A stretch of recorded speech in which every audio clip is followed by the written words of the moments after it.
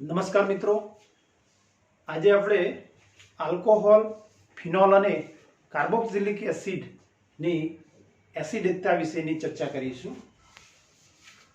Alcohol એમાં OH સમૂહ જ્યારે આલ્કાઇલ સમૂહ સાથે જોડાયેલો હોય 1,0 આલ્કોહોલ થશે. તે જ રીતે 2 કાર્બન સાથે જોડાયેલો હોય તો દ્વિતીયક આલ્કોહોલ, 3 સાથે તો તૃતીયક આલ્કોહોલ. એમ કાર્બન પરમાણુ સાથે sp3 કાર્બન સાથે જ્યારે OH સમૂહ જોડાયેલો હોય ત્યારે તેને આલ્કોહોલ તરીકે ઓળખવામાં આવે છે.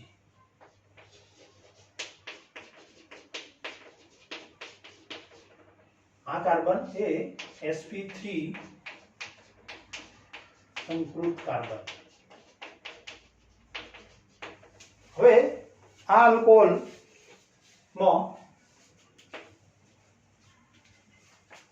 આલ્કોહોલને જ્યારે પાણીમાં ઓગાળવામાં આવે છે ત્યારે પાણીમાં ઓગાળતો તેનું અંશતઃ આયનીકરણ થઈ H+ મુક્ત થાય છે અને તે પાણી સાથે જોડાઈને H3O+ હાઇડ્રોનિયમ આયન બનાવે છે અને સંયુગ્મી બેઝ ઋણ વીજભારિત આલ્કોક્સાઇડ આયન ઉત્પન્ન થાય છે.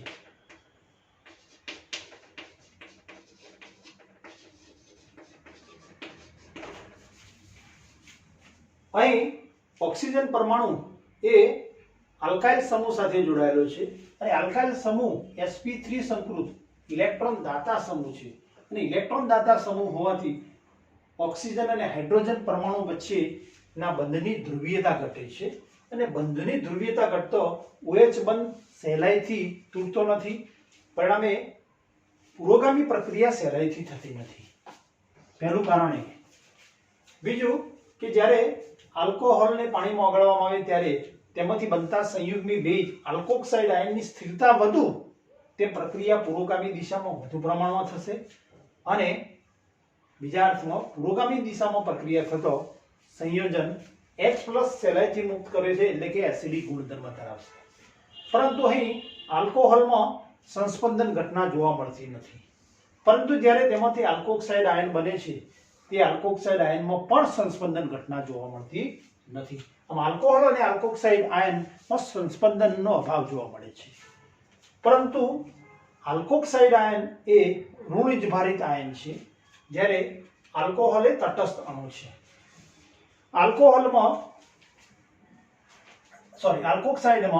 ઋણ વીજભારિત ઓક્સિજન પરમાણુ આલ્કાઇલ સમૂહ સાથે જોડાયેલો છે અને આલ્કાઇલ સમૂહ ઇલેક્ટ્રોન દાતા સમૂહ હોવાથી ઓક્સિજન પરમાણુ પરનો ઋણ વીજભાર વધારે છે અને ઋણ વીજભાર વધતો આલ્કોક્સાઇડ આયનની સ્થિરતા ઘટે છે. પરિણામે આલ્કોક્સાઇડ આયન તરત જ H+ આયન સાથે જોડાઈ અને પ્રતિગામી પ્રક્રિયા દ્વારા ફરીથી આલ્કોહોલ પાછું આપે છે. એટલે કે આલ્કોક્સાઇડ આયન એ આલ્કોહોલ કરતો ઓછો સ્થાયી હોવાથી આલ્કોહોલ એ એસિડિક નથી, બીજા અર્થમાં કે તટસ્થ છે તેમ કહી શકાય. આલ્કોહોલની જ્યારે સોડિયમ આલ્કલી ધાતુ સાથે પ્રક્રિયા કરવામાં આવે છે ત્યારે આલ્કલી ધાતુ સાથેની પ્રક્રિયા દ્વારા સોડિયમ આલ્કોક્સાઇડ આપે છે અને હાઇડ્રોજન વાયુ મુક્ત થાય છે. આલ્કોહોલ એ લિટમસ પ્રત્યે તટસ્થ છે. આલ્કોહોલ જોઈએ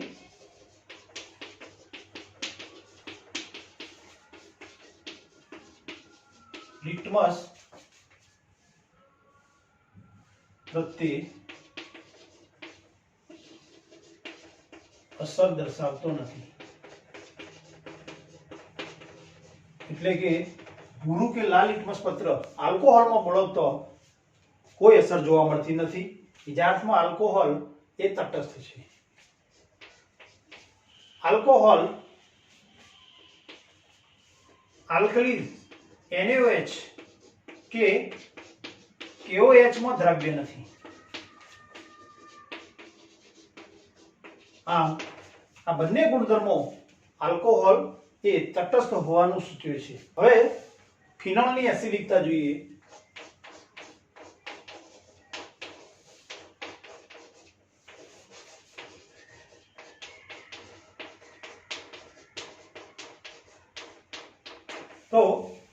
બેન્ઝીન ચક્ર સાથે જ્યારે OH સમૂહ જોડાયેલો હોય તો તેને ફિનોલ તરીકે ઓળખવામાં આવે છે અને આ ફિનોલને પાણીમાં ઓગાળતો OH સમૂહ પર ઓક્સિજન પરમાણુ પર બે અબંધકારક ઇલેક્ટ્રોન યુગ્મ છે અને આલ્કોહોલની જેમ જ ફિનોલમાં પણ OH બનશે.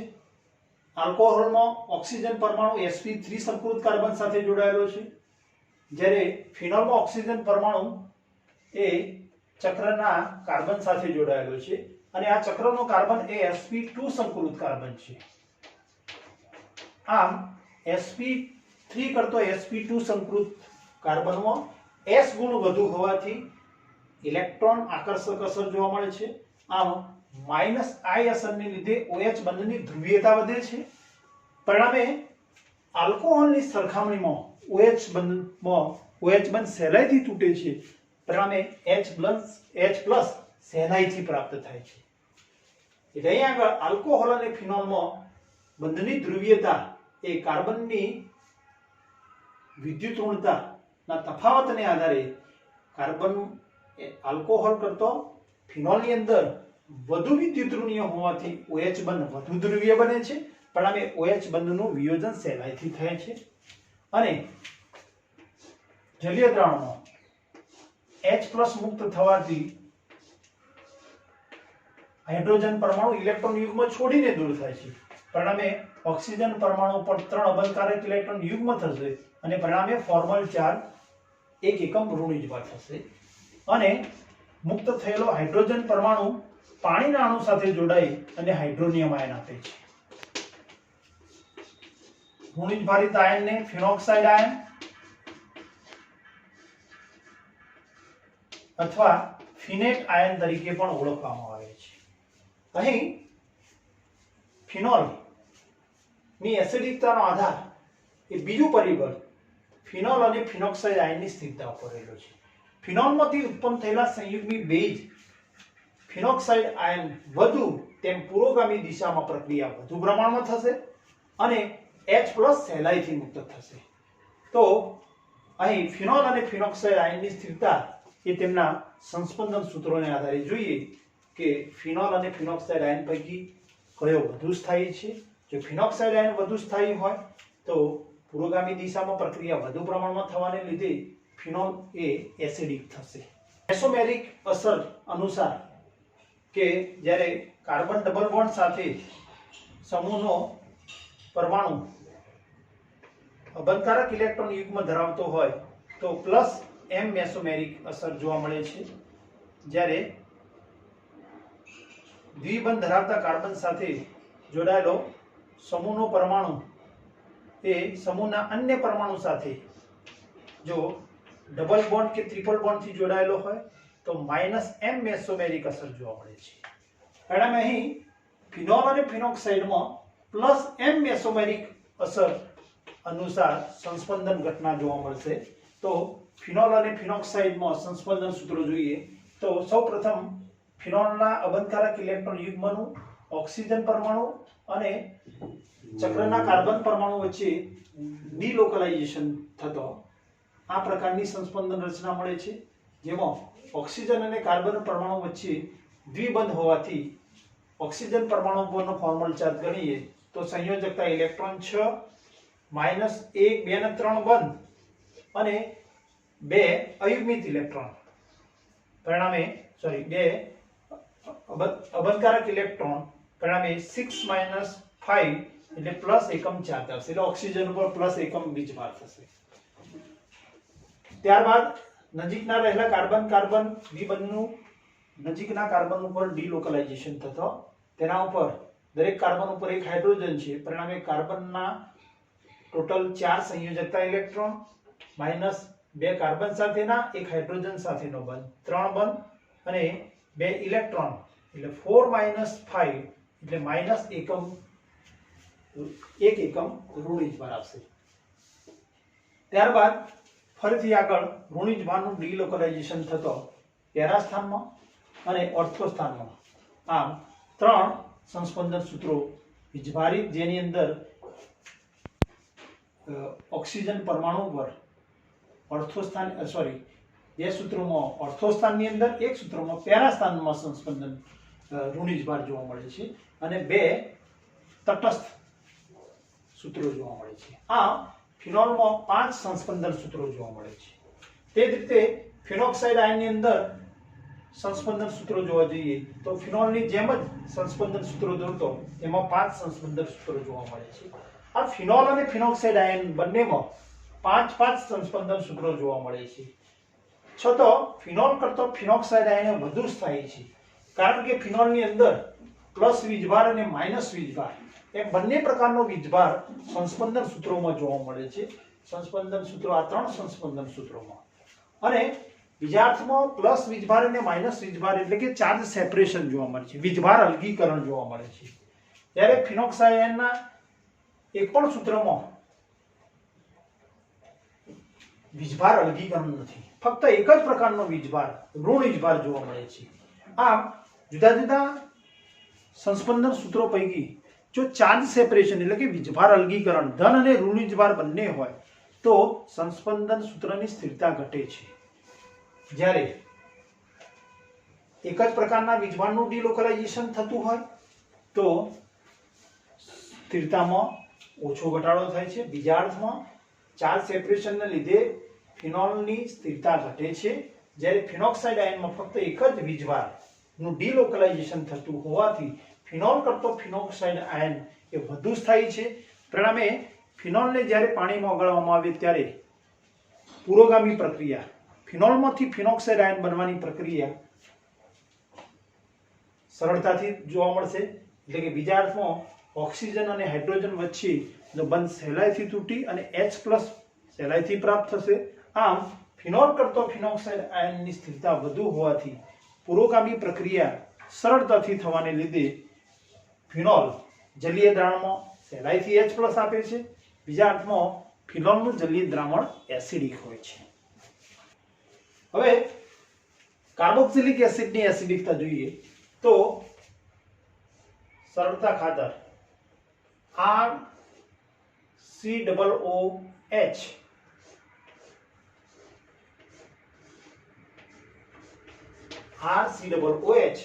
જેને કાર્બોક્સિલિક એસિડ તરીકે ઓળખવામાં આવે છે.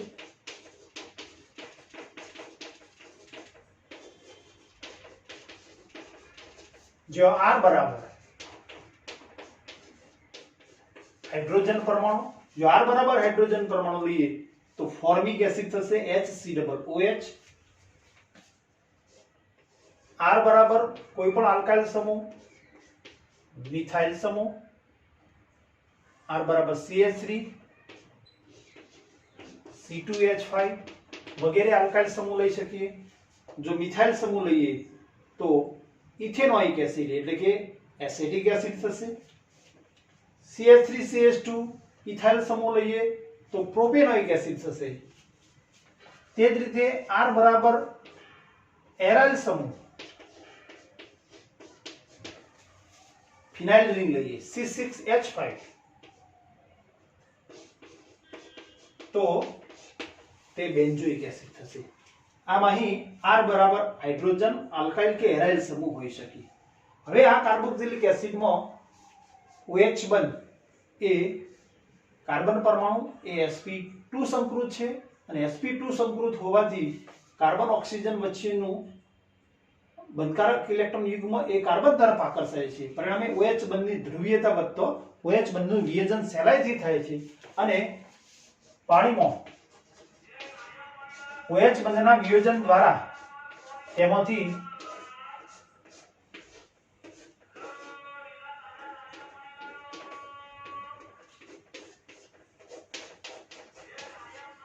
કાર્બોક્સિલેટ એનાયન બને છે અને મુક્ત થયેલો H+ એ પાણીના અણુ સાથે જોડાઈને હાઇડ્રોનિયમ આયન આપે છે. કાર્બોક્સિલિક એસિડની એસિડિકતા એ કાર્બોક્સિલેટ આયનની સ્થિરતા ઉપર રહેલી છે.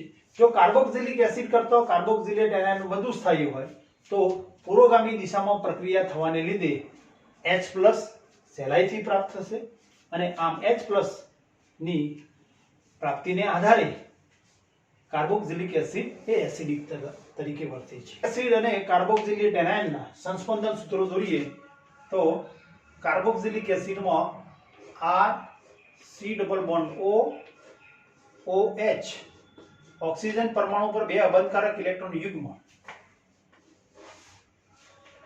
અહીં કાર્બન અને ઓક્સિજન વચ્ચે દ્વિબંધ હોવાથી -m અસર અનુસાર અગાઉ આપણે બતાવ્યું એમ કાર્બન ડબલ બોન્ડ હોય તો મલ્ટીપલ બોન્ડ થી જોડાયેલ હોય તો તેમાં વધુ વિદ્યુત ઋણીય પરમાણુ તરફ ઓક્સિજન પાઈ ઇલેક્ટ્રોન શિફ્ટ થવાને લીધે આ પ્રકારની રચના થશે અહીંયા આગળ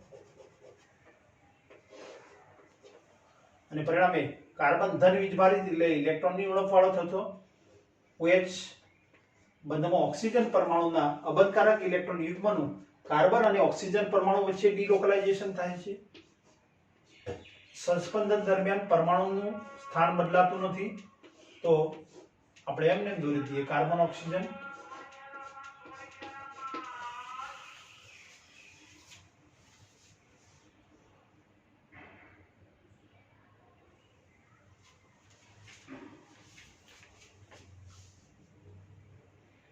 ઓક્સિજન ઉપર 3 અબંધકારક ઇલેક્ટ્રોન યુગ્મ પરિણામે 1 એકમ ઋણ વીજભાર. કાર્બન ઓક્સિજન વચ્ચે 1 અબંધકારક ઇલેક્ટ્રોન યુગ્મ આવશે પરિણામે 1 અબંધકારક ઇલેક્ટ્રોન યુગ્મ અહીંયા રહેશે અને 6 - 3 બંધ અને 2 ઇલેક્ટ્રોન એટલે કે 1 એકમ ધન વીજભાર આવશે. આમ આ રીતે કાર્બોક્સિલિક એસિડ ના સંસ્પંદન સૂત્રો જોવા મળશે. કાર્બોક્સિલિક એસિડના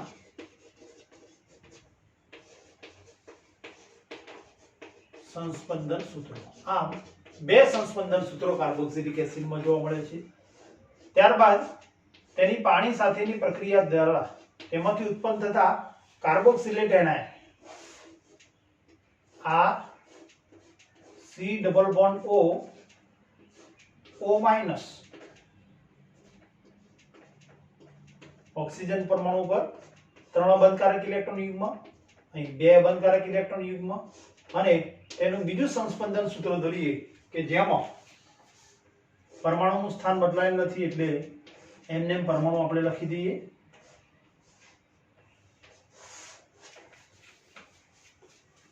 પાઈ ઇલેક્ટ્રોન યુગ્મ નજીકના ઓક્સિજન પરમાણુ પર આ અબંધકારક ઇલેક્ટ્રોન યુગ્મ અહીં આગળ ડિલોકલાઇઝ થશે પરિણામે આ ઓક્સિજન પરમાણુ પર 6 ઇલેક્ટ્રોન એટલે કે 3 અબંધકારક ઇલેક્ટ્રોન યુગ્મ નેગેટિવ ચાર્જ અને કાર્બન ઓક્સિજન વચ્ચે બંધનું ઇલેક્ટ્રોન યુગ્મ સ્થાનીકૃત થતો 2 અબંધકારક ઇલેક્ટ્રોન યુગ્મ બાકી રહેશે અને ઓક્સિજન ઉપર આવશે તટસ્થ ભાર, કોઈ વીજભાર આવશે નહીં કારણ કે 6 - 2 2 બંધ અને ટોટલ 4 ઇલેક્ટ્રોન એટલે 6 - 6 એટલે 0 ઓક્સિજન ઉપર કોઈ પ્રકારનો વીજભાર જોવા મળશે નહીં. આમ કાર્બોક્સિલેટ એનાયન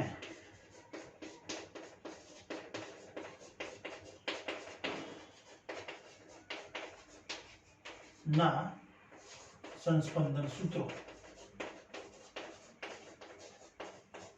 કાર્બોક્સિલિક એસિડમાં 2 સંસ્પંદન સૂત્રો જોવા મળે છે અને કાર્બોક્સિલેટ એનાયનમાં પણ 2 સંસ્પંદન સૂત્રો જોવા મળે છે.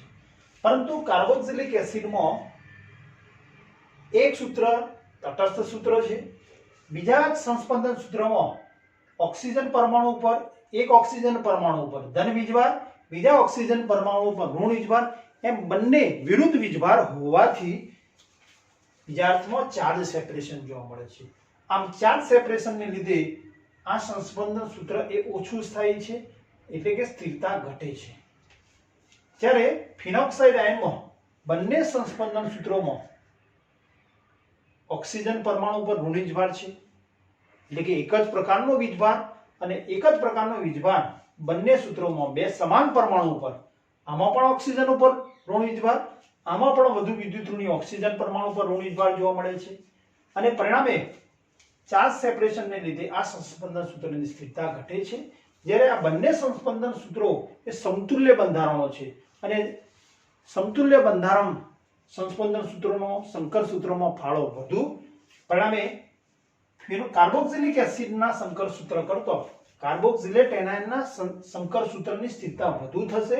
બીજા અર્થમાં કાર્બોક્સિલિક એસિડ કરતો કાર્બોક્સિલેટ એનાયન એ વધુ સ્થાયી હોવાથી H+ નું વિયોજન સહેલાઈથી થાય છે, પુરોગામી પ્રક્રિયા સરળતાથી થાય છે અને પરિણામે કાર્બોક્સિલિક એસિડ એ એસિડિક હોય છે.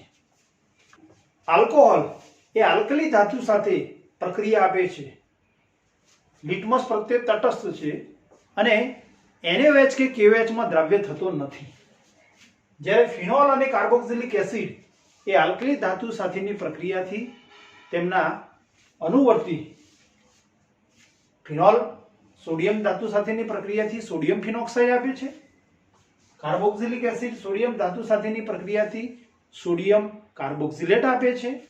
ફિનોલ એ NaOH માં દ્રાવ્ય થાય છે, કાર્બોક્સિલિક એસિડ પણ NaOH માં દ્રાવ્ય થાય છે. બંને ફિનોલ અને કાર્બોક્સિલિક એસિડ ભૂરા લિટમસ પત્રને લાલ કરે છે. આમ કાર્બોક્સિલિક એસિડ અને ફિનોલ એ આલ્કોહોલ કરતો વધુ એસિડિક છે.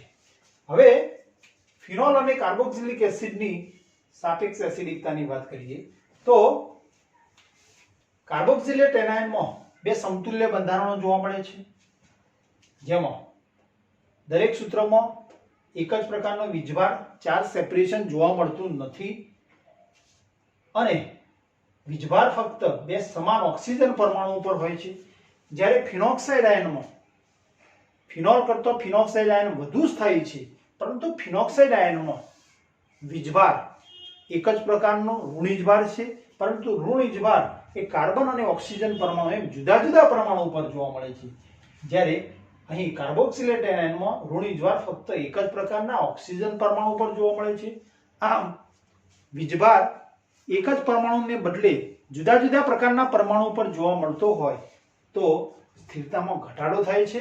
બીજા અર્થમાં કાર્બોક્સિલેટ એનાયન કરતો ફિનોક્સાઇડ આયનની સ્થિરતા ઓછી હોવાથી કાર્બોક્સિલેટ એનાયન એ વધુ સ્થાયી હોવાને લીધે ફિનોલ કરતો કાર્બોક્સિલિક એસિડ એ વધુ એસિડિક છે. કાર્બોક્સિલિક એસિડ એ પ્રબળ બેઝ NaOH માં દ્રાવ્ય થાય છે અને સાથે સાથે નિર્બળ બેઝ સંતૃપ્ત સોડિયમ બાયકાર્બોનેટમાં પણ દ્રાવ્ય થાય છે, જ્યારે ફિનોલ એ NaOH માં દ્રાવ્ય થાય છે પરંતુ બાયકાર્બોનેટમાં અદ્રાવ્ય છે. બીજા અર્થમાં કાર્બોક્સિલિક એસિડ કરતો ફિનોલ એ ઓછો એસિડિક છે. પરિણામે એસિડિકતા નો ક્રમ જોઈએ તો કાર્બોક્સિલિક એસિડ સૌથી વધુ એસિડિક થશે,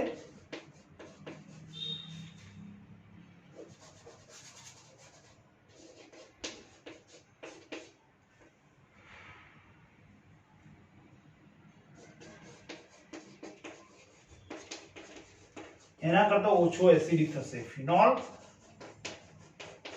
અને એના કરતા ઓછો એસિડિક થશે આલ્કોહોલ, જે લગભગ તટસ્થ કહી શકાય. આમ કાર્બોક્સિલિક એસિડ સૌથી વધુ એસિડિક, એના કરતા ઓછો એસિડિક ફિનોલ અને તેના કરતા ઓછો એસિડિક થશે આલ્કોહોલ. આમ આલ્કોહોલ, ફિનોલ અને કાર્બોક્સિલિક એસિડની એસિડિકતા એ તેમના અનુવર્તી સંયુગ્મી બેઝની સ્થિરતાને આધારે સમજાવી શકાય. આલ્કોક્સાઇડ આયનમાં સંસ્પંદન જોવા મળતું નથી, અસ્થાયી છે. ફિનોલની અંદર ઉત્પન્ન થતા ફિનોક્સાઇડ આયન સંયુગ્મી બેઝમાં ફક્ત એક જ વીજભારનું ડિલોકલાઇઝેશન થાય છે, જ્યારે ફિનોલમાં ચાર્જ સેપરેશન જોવા મળે છે. પરિણામે ચાર્જ સેપરેશનને લીધે ફિનોલની સ્થિરતા ઘટે છે અને પરિણામે અનુવર્તી ફિનોક્સાઇડ આયન એ ફિનોલ કરતો વધુ સ્થાયી હોવાથી ફિનોલનું જલીય દ્રાવણ એસિડિક હોય છે. કાર્બોક્સિલિક એસિડમાં કાર્બોક્સિલિક એસિડ અને કાર્બોક્સિલેટ એનાયન બંનેમાં બે સંસ્પંદન સૂત્રો જોવા મળે છે, પરંતુ કાર્બોક્સિલિક એસિડમાં ચાર્જ સેપરેશન જોવા મળે છે અને ચાર્જ સેપરેશનને લીધે સ્થિરતા ઘટે છે, જ્યારે કાર્બોક્સિલેટ એનાયનમાં ફક્ત એક જ વીજભાર ઋણવીજભારનું ડિલોકલાઇઝેશન થાય છે અને બંને સૂત્રોમાં ઋણવીજભાર એ વધુ વિદ્યુતઋણી ઓક્સિજન પરમાણુ ઉપર છે આ ફક્ત એક જ વીજભારના ડિલોકલાઇઝેશનને લીધે તેમાં કાર્બોક્સિલિક એસિડ કરતો સ્થિરતામાં વધારો થાય છે, પરિણામે કાર્બોક્સિલિક એસિડનું જલીય દ્રાવણ એસિડિક હોય છે. ફિનોલ અને કાર્બોક્સિલિક એસિડમાં ફિનોલના સંયુગ્મી બેઝ ફિનોક્સાઇડ આયન કરતો કાર્બોક્સિલિક એસિડનો કાર્બોક્સિલેટ એનાયન એ વધુ સ્થાયી છે, કારણ કે બે સમતુલ્ય બંધારણો જોવા મળે છે અને બંનેમાં ઋણ વીજભાર બે સમાન પરમાણુ ઓક્સિજન ઉપર જોવા મળે છે, જ્યારે ફિનોલના સંયુગ્મી બેઝ ફિનોક્સાઇડ આયનમાં ઋણ વીજભાર બે જુદા જુદા પ્રકારના પરમાણુ કાર્બન અને ઓક્સિજન ઉપર જોવા મળે છે અને પરિણામે ફિનોક્સાઇડ આયન કરતો કાર્બોક્સિલિક એસિડ વધુ સ્થાયી હોવાથી ફિનોલ કરતો કાર્બોક્સિલિક એસિડની એસિડિકતા વધુ છે. Thank you for watching.